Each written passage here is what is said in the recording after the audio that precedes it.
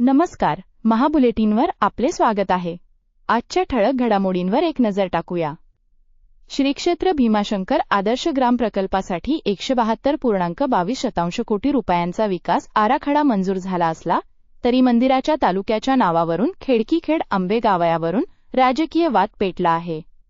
राष्ट्रवादी काँग्रेस अजित पवार गट भीमाशंकर खेड नावासाठी आग्रही असून आमदार बाबाजी काळे यांनीही भीमाशंकर खेड तालुक्यातच असल्याचे स्पष्ट केले आहे. चाकण परिसरात झालेल्या एका खुनाचा पोलिसांनी अवघ्या 48 तासांत उलगडा करत 3 आरोपींना अटक केली आहे. किरकोळ धक्क्यावरून झालेल्या वादातून दगडाने ठेचून ही हत्या करण्यात आल्याचे समोर आले आहे. खेड आणि भोसरी तालुक्यात 3 वेगवेगळ्या भीषण अपघातांमध्ये पतीसह 3 जणांचा दुर्दैवी मृत्यू झाला आहे तर काही जण गंभीर जखमी झाले आहेत. आळंदी शहरात वाढती वाहतूक कोंडी आणि पार्किंगच्या समस्येवर उपाययोजना करण्यासाठी प्रशासनाने बैठक घेतली आहे. याशिवाय जुन्नरमधील मांडवे गावात तीव्र पाणीटंचाई असून ग्रामस्थ टँकरवर अवलंबून आहेत. तर पिंपरी चिंचवड पोलिसांनी बनावट कर्ज ॲप्सपासून नागरिकांना सावध राहण्याचे आवाहन केले आहे. अधिक बातम्यांसाठी महाबुलेटिन व्हॉट्सअॅप चॅनल फॉलो करा.